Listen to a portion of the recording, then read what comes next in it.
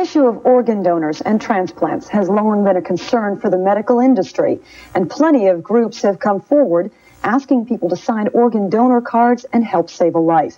One young couple who is visiting our area for Christmas know how important an organ donor is. You may have seen them on the Geraldo show last summer, and you'll be able to see them again on Tuesday at 5 o'clock here on Channel 34. We'd like to introduce you to the Jarets. Sold last September when she went through a heart transplant. On October 23rd, she died of a massive infection. She originally contracted it during her recovery in the Manhattan hospital where the transplant was successfully completed.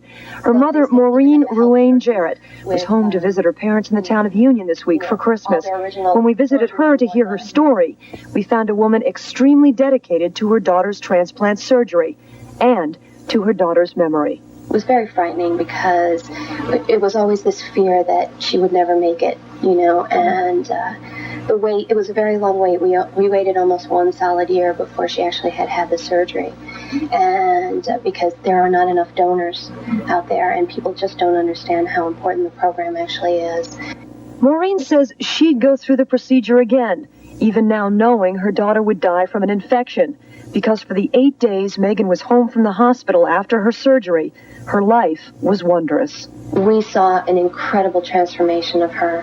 She turned into a strong, healthy little girl, and she had energy. She was going all day long, walking from one piece of furniture to the next around, and we saw her dancing, we saw her walking, we saw her starting to talk more, and she was so happy. I mean, just elated because she knew she felt wonderful. The Jarets originally went on the Geraldo show back in July to ask for a heart for Megan, and they'll appear on the Best of Geraldo to update their story this Tuesday.